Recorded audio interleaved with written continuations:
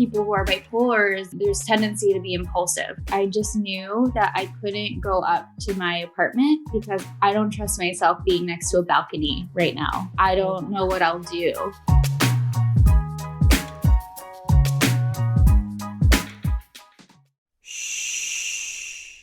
Welcome to the Secret Life Podcast.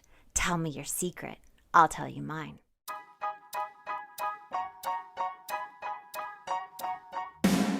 When I first started my recovery 11 years ago, I struggled through the textbook-like material on this subject. I wanted to make the addiction and the recovery from it accessible and relatable to more people by telling it in an entertaining way.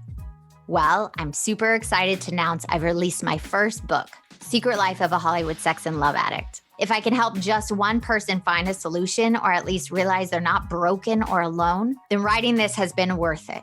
You can buy my book or audiobook directly from my site, secretlifenovel.com, or worldwide at every major retailer. May is Mental Health Awareness Month, and we partnered up with Ignited by Dr. Adi Jaffe to support mental health and those struggling with addiction. As you probably know, Mark in My Recovery is 12-step based, but we also know that it's not for everyone. Many of our guests have recovered from addiction through other programs and systems. This week, you can enroll in the Ignited Hero program for free. With 14 days of free access to the Hero program, you and your loved ones can kickstart your journey to breaking free from addictions, habits, and compulsions that no longer serve you. Check out the link in the episode notes and sign up for free. Now enjoy the show.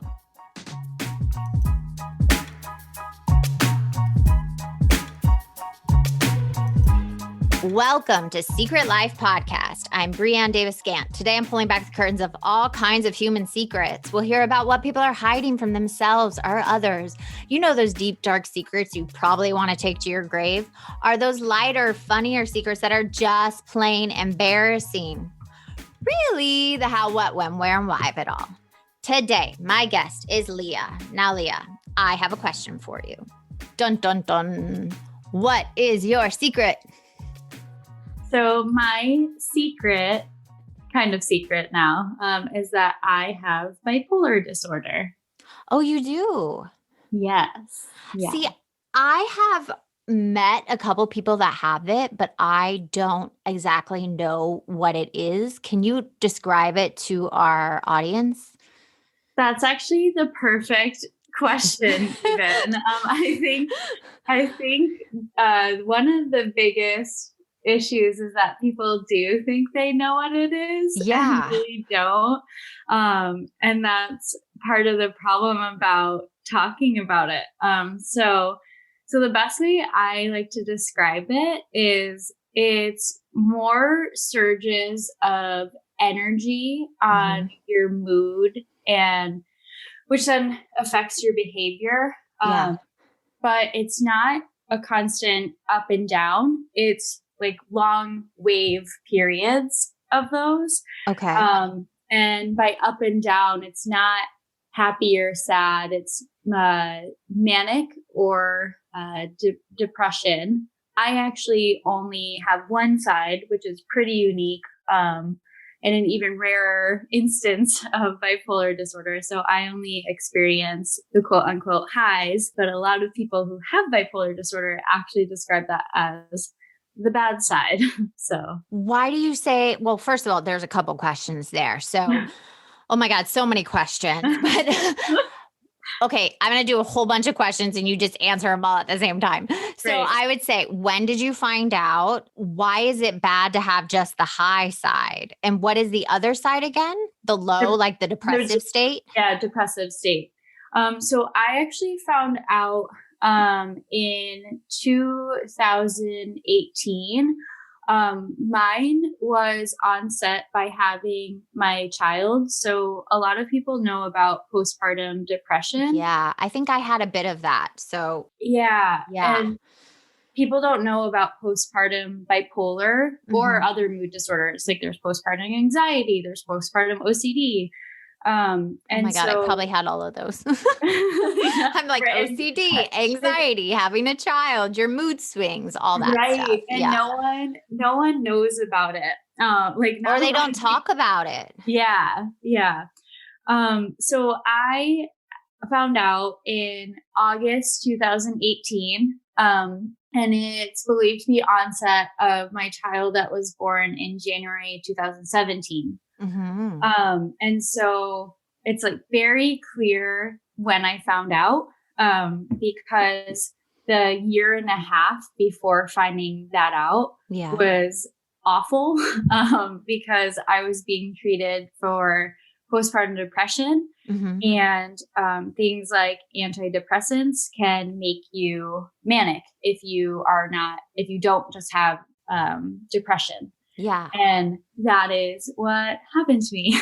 So, can you describe your symptoms, like what you were feeling when you were misdiagnosed and given those antidepressants? Yeah. So over time, like it first started with me being like easily agitated. I wouldn't sleep for days. Wow. I wanted to party. I would stay up all night writing because I thought I had the best idea in the world and would have to write it out. Mm-hmm. I'm like laughing about this now because I just didn't know, right? I had no idea.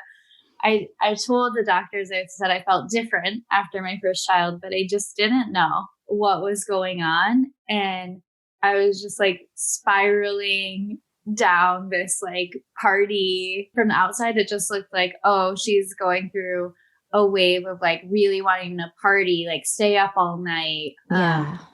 I got into drugs even for a bit, and it just was so out of my character, like how rapid it was happening. And then the frequency was more and more.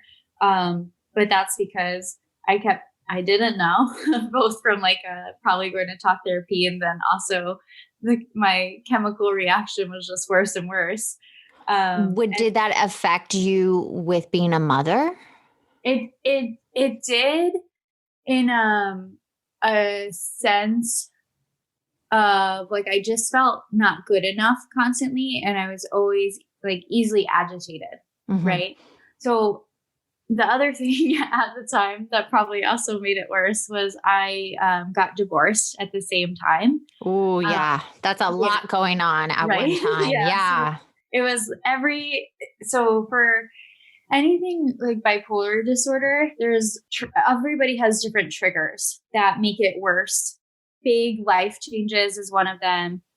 Something like too much serotonin, which is caused by SSRIs, is one of them. And then what's SSRIs? What is that? That's like Zoloft, like depression. Okay. Medicine. Yeah. Okay. Thank you. Yeah. Sorry. It's okay. So I obviously threw myself into reading all about it after I've learned about it as much as possible. But yeah, and then eventually what started happening, before I like found out that it was bipolar disorder was I would hallucinate, I guess, or like have delusions, but not be on drugs. Wow, really? Yeah. And I was aware enough to know like something is happening. This is wrong. And then eventually there was just one day I remember it's the big day. D-Day is what I call where the bottom drops out. Yeah. Bottom drops out. When I was at dinner with friends, and we were supposed to like go to a fun drag show that night, all dressed up, a bunch of girlfriends and I. And I remember looking around at the table of all my friends, and all of a sudden I was like, is this really my life? Do I live here? Like, do I live in San Francisco? Are these my friends? I was completely outside of my head. Wow. Like, did you feel yourself float out of your body and kind of watching your life a little bit? Yeah, it was like I was watching my life, right? Yeah, I've had one of those moments. So that's why I connect to that completely, where you're like, this is what's going on right now. Yeah. So that's like exactly what it felt like.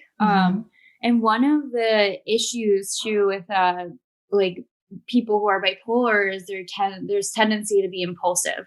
And that I've always had throughout my entire life. And the issue with that is like, if something goes bad, or like you get a bad idea, you want to like take that bad idea right away. Right. And so I just felt so out of my head. I told my friends, I was like, hey, I'm not really feeling well. I have to go home. And then on the way home from that dinner, like I took a car home, a lift home, and I got to my lobby and said, and I just knew that I couldn't go up to my apartment because I don't trust myself being next to a balcony right now. I don't know what I'll do. I just don't know. I feel so out of my head. I feel like I could do anything. Like, I don't know. Right. Right. So then I texted actually both of my exes in the same group text and said, hey, I need help. Someone, I need to go to the ER. Like, I need to talk to somebody tonight. I'm out of my mind. And like, I have to have something actually done about it. That it was like a year of just feeling awful, not knowing what's going on, constant feeling of guilt from like going out all night or getting into drugs for a while, or just like signing up to do way too many things that I thought I could do. And then I couldn't because I just had this idea that I could take on anything. Right. Yeah. And you overextend yourself. And it's like, yeah. But here's my question. So you went to the hospital. Yep. What happened at the hospital? What did the doctor say? What was that journey like? Yeah. So I explained to them everything that had happened to me over the past year. I explained that I kept reaching out to a psychiatrist. I stayed overnight. I said I had suicidal ideation, but I didn't want to commit suicide. Like, I didn't want to have the thoughts I was having. I didn't want to feel out of my head. I didn't want to feel like I couldn't be next to a balcony. I just didn't want to have these thoughts. And so I stayed overnight, and I remember originally, because I'm not great at asking for help. I'm always a person who wants to help others. But I'm not. I love that you say that with a giggle. It's like you're a little uncomfortable and you're like, I don't want to say this, but I get it. You have to also, like, as an addict myself, not that you are, but sometimes we will take care of others before we take care of ourselves. Yeah, definitely. And that's part of it. Like, I have such an addictive personality. I know I could get easily addicted to anything. And so it's like that addict personality, right? And there's like waves of that throughout my life. And now knowing that I have bipolar disorder and like probably some form of like an earlier onset, easily addicted to things, impulsiveness, it makes sense now. And so that actually makes me feel a little better. Yeah. Isn't it lovely when you're like, oh, that I'm not broken. Right. There's something, because I always felt like that too. Like, something's just wrong with me. I don't know what's wrong with me. And when you finally get that answer, you're like, oh, I'm not alone. There are other people. There's this thing that I have. Right. Yeah, exactly. So I remember that was the first time that morning I'm like in the hospital Gumby suit that they like made me wear. What do you mean a Gumby suit? They like make it look like the hospital gowns. I just very vividly like remember like being in this hospital gown that was like ridiculous looking. Like, those are the type of details I remember from that night of just like being in the hospital, feeling like totally shamed and also trying to get help and just sitting there. I texted friends. I told them what happened and that I was like, I'm going to need like help this weekend. I didn't want to go back to that apartment. I moved the very next day because I just was too freaked out and like to go back. And I just didn't want to feel out of my head again. And I knew I needed to like reach out to friends to tell them how I was feeling. How intuitive of you. Normally when people are in that place, they don't reach out. So that's amazing that you had that instinct in you and you went, you're like, I can't be at this apartment. I have to be with other people right now. Yeah. I mean, I think it took like a year and a half for me to finally reach out to people, but at least you did. yeah. Yeah. And so that was really, really helpful. And I think like a good turning point for me. At the same time, at that visit, like at the hospital, I talked to some of their doctors there. They didn't have like the psychiatrist or therapist to even really talk to, but they said, you know what, you need to stop taking the antidepressants, and like I don't think you have depression, and so stop taking those right away. And this was like a Friday, and then weekend I just kind of sat around all of my friends, like, and my ex-husband. They moved out my stuff from my apartment into my new house, figured it all out within a weekend so that I didn't have to go back. And then on Monday I started with actual psychiatrist, and she was like, yep, you have bipolar disorder 100%. Every single checklist item that you are saying, like, you are checklist bipolar. And the medication you were on after having your child either caused it, like sparked it more, or made it unmanageable from when you were a kid. Like maybe you had it always, but this made it worse and unmanageable. Yeah. And I have to say, having a kid amplifies everything. Your hormone levels are out of control. You don't feel like your body's yours until 2 years later. Right. So I can imagine if this undiagnosed thing was within you and then they gave you the wrong chemicals, that it just like went crazy. Right. Right. Yeah. So how was that secret that you didn't even know you had when you finally realized it? How did you feel after that? I felt ashamed, right? Really? Like I felt it. Well, I think the thing I felt most was like, or not ashamed, I felt guilt for like just bad decisions I had made that year, like signing up to work extra and then letting people down just because I physically couldn't and way overextended myself. I felt guilty for, he's now my ex-boyfriend, but my boyfriend at the time, I felt awful for so many nights where we'd go out and then it just ended up in me like angry, and I would like black out and not even remember being so angry or mean to him. And that did it ever get physical? No. But I'm just not, I like to think, ironically, I like to think I'm a pretty easygoing person. I love that you're saying it with us. It always cracks me up when I have people on and they're laughing while they tell this like huge moment in their life. And it's funny that you keep doing that. Yeah. Well, I think like with everything that's gone on in the past couple of years, like leading up to this, even after this, it's like, that's what I can do. Right. Yeah. Like, I want to help others and to not get to the point where I got to.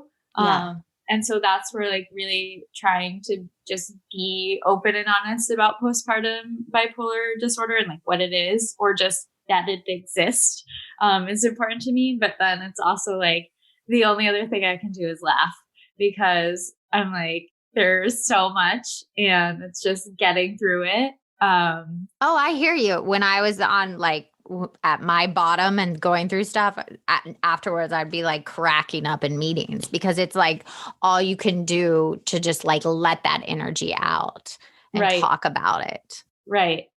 Yeah. And I think for me too, like, it's like you get it out and it just feels lighter, right? Yeah. It just feels lighter. Yeah. So, and there's just so much of it that I just laugh about now, but I did feel right away, I felt guilt, because it was like the first time in my life too, I was recognizing like I did something wrong. Like I was mean to people. I didn't follow through on my word of like getting things done at work. Another piece of like mania is like hypersexuality. And so like cheating, flirting, like intrigue. Trying to get attention. that way, is like part of it. So like I felt guilty about that.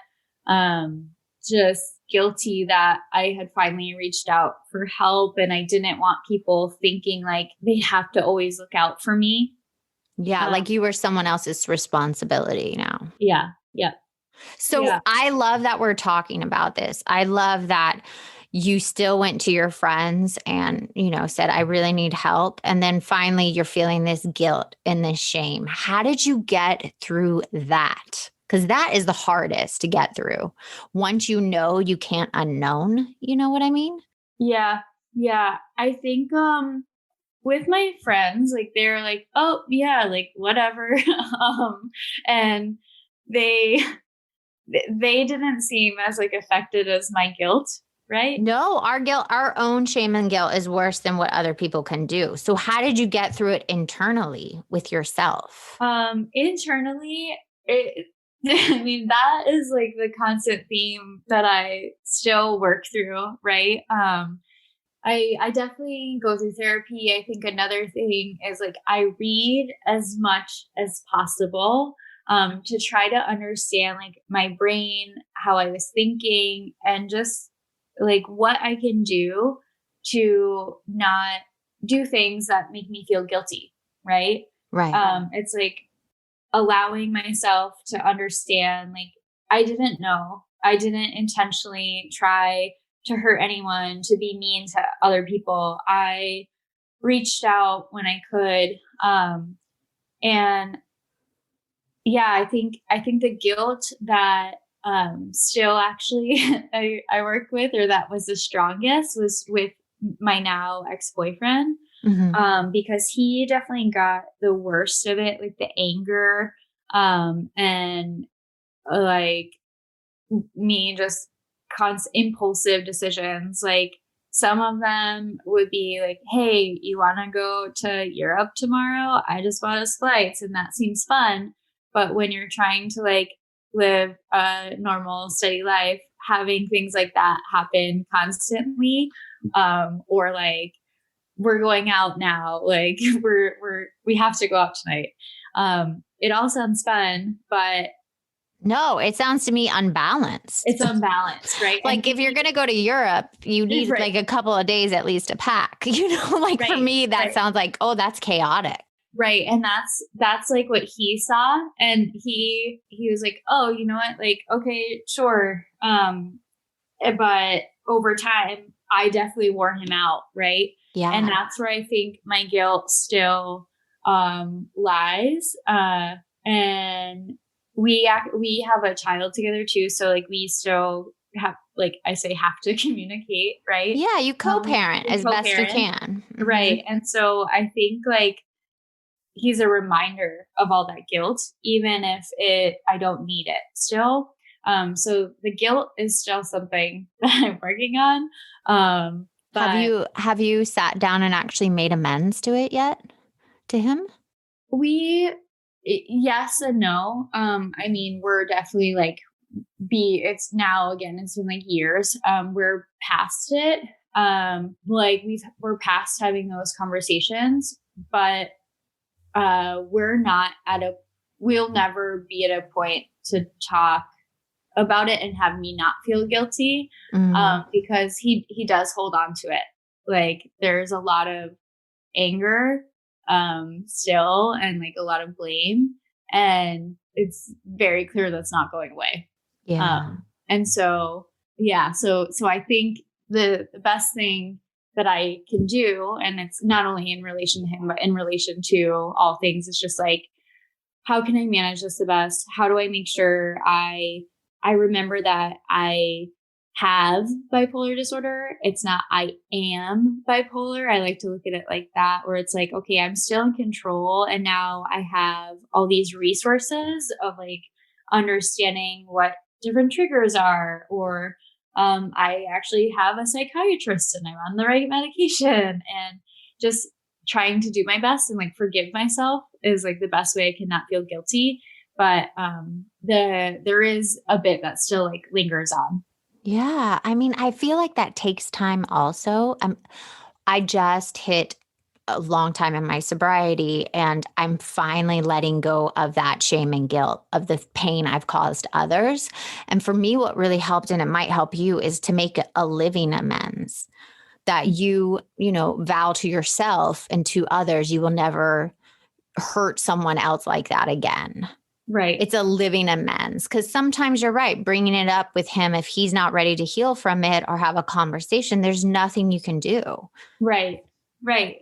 Yeah. And it's like me understanding like, okay, I did do something wrong. Right. Yeah. You have to take responsibility when we do wrong. And sometimes we do the best we can in the situation. And that seems like you were doing the best you could with that. It's a chemical imbalance, correct? Yeah. Yeah. And it's sparked by chemical imbalances. And it just was getting worse and worse. Yeah. So, yeah. Yeah. So I always like to tie these kind of like secrets, and it was a secret from yourself, just like my secret. I didn't know I had this thing. So I always like to attach it to these 7 deadly sins, not in the religious sense, more in the character defect. So I'm going to name them for you, and which of them still ring true for you about this secret, this bipolar disorder. So we have pride, greed, lust, gluttony, envy, anger, and sloth. Yeah, so I think Look, you giggle. I love it. I think I felt all of those emotions while originally, right? When finding out, I felt all of it, like for every different reason, right? Like, but definitely anger. You said anger, and you said lust already because you had that like hypersexuality, you said.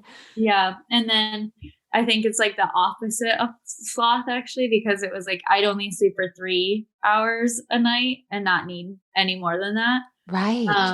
And that, but I think longer term, like why it's been harder for me to like really talk about just specifics of like how bad that like year was even. And like, I have this is postpartum bipolar disorder, and I talk about it on the surface. But I think the details are hard to share because of pride. Right. And but I also then feel guilty about that because I want people to know, like, you don't have to be ashamed of what is happening to your brain, and what you don't know. And so I think, but the pride is like, I don't want to be associated with this whole bad, like, unknown, bad understanding of what people think about it, right? Like, well, it's just they're unknown, they're uneducated. I'm even uneducated. The only encounter I had with bipolar disorder was an old roommate. And I remember I used to walk in and I didn't know if I was going to get like someone angry or someone overly loving. Yeah. And she was also smoking pot. So it was like, I felt like I was walking on eggshells. That was my only experience. And then I moved out because I couldn't handle it. Yeah. And like, marijuana is like not great for people with bipolar disorder. Yeah, I figured that. That was just her. And I moved out because I couldn't handle the mood swings. So that was my only experience. But to now be on the other side of being an addict and understanding that chemical imbalance and our brain takes over, that we have to have humility with it. Right. Right. And you have to humble yourself and say, I have this. It doesn't define me, but I also get to educate people. Right. Yeah. And I think it's like understanding, like there are decisions and that you need to make about like taking care of your body and like different things that you can do that help with the chemical imbalance or like help make it not as bad, to affect other people. But I think like that's if you even get to the point of being properly diagnosed, because a lot of times it isn't, then it's like you have to be able to have that strength to do the work. But that really does require a support system too. Like you can't do it alone. Yeah. I've always been pretty empathetic, but now I think even more so, like you just said, it's like after going through understanding yourself more, it's like, okay, I understand why this is happening to someone, or, it might not all be on them or something. Yeah. Well, I just feel, and I love what you're talking about, and I wanted to ask you another question.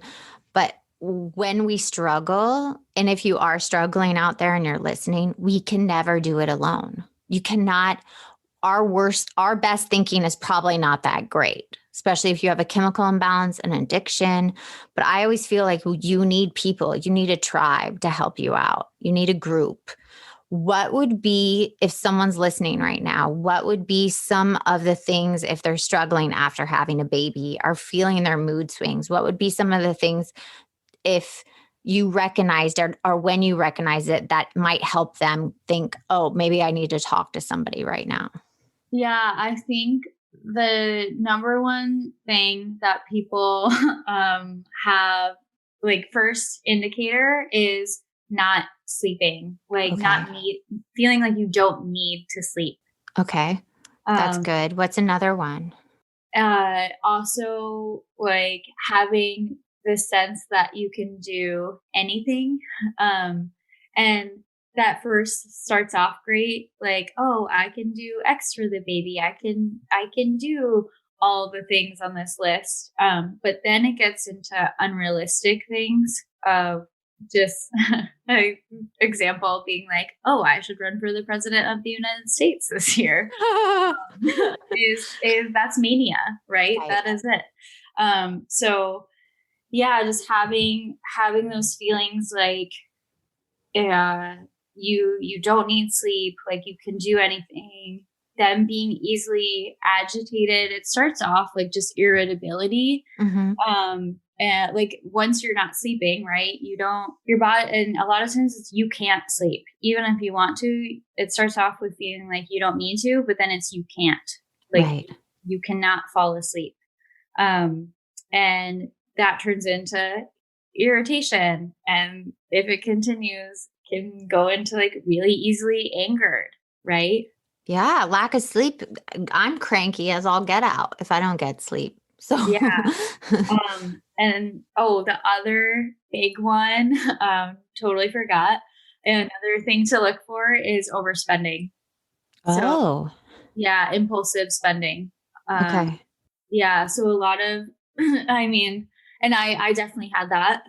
It started with me with baby products. Like, right, I'd spend thousands of dollars on baby shit that I did not need. Yeah. Like, did There's a not, bunch of baby shit you do not need. right. But And how much debt did you get in? oh, I am lucky. I'm very fortunate that I also was working all the time. So I Mm-hmm. didn't experience like the whole debt side of it, but I definitely spent like thousands and thousands of dollars on stuff I did not need, very impulsively. And then, like I said, it evolved into like trips, and like it went beyond just like spending on stuff, to like spending on really expensive thing, like going places and Right. getting bottle service with friends all the time. But then I would also end up working all the time too. So cause like I got like addicted to working, and then just thought I could be the best at everything. Right. And Wow. I Yeah. wasn't sleeping at all. But that I think is probably the biggest difference of like postpartum bipolar disorder versus postpartum depression is the sleep. Um, Okay. So if someone's struggling out there after they've had a baby, even a year or two later, if you're struggling with this, we'll have information on the podcast for you in the description. And my last question I want to ask you is, if someone is listening, what would be the first steps for them to move forward that really helped you? Reach out to some, like, having someone close to you, or even just someone that you know has gone through a similar experience. So like, it might not actually be even someone in your family or friends, but someone that you feel comfortable talking to, is step one, Mm-hmm. right? For me, it ended up being like the person that I could talk to was a friend, but not even a really close friend. It was a friend that I found out that had also gone through like, I guess, bad life experiences or had been through the hard stuff, as I put it. Yeah. And then just like feeling empowered by even just having one person is a good start, once a day even, or something like that. Having one person on your team to start is what I think a great first step. Mm-hmm.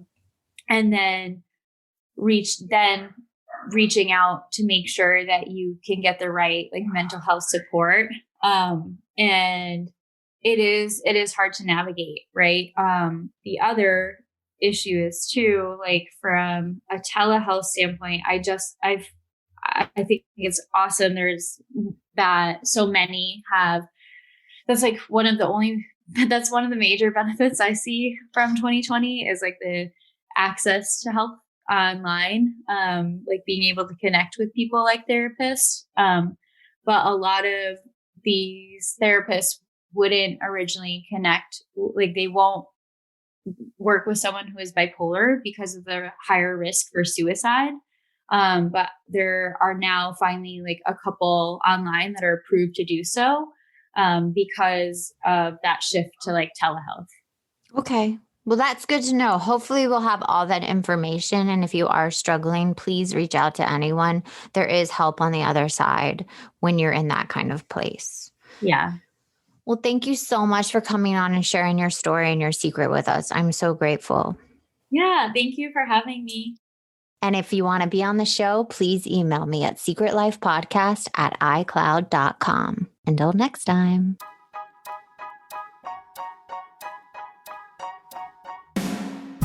Thanks again for listening to the show. Please subscribe, rate, share, or send me a note at secretlifepodcast.com. And if you like to check out my book, head over to secretlifenovel.com or Amazon to pick up a copy for yourself or someone you love. Thanks again. See you soon.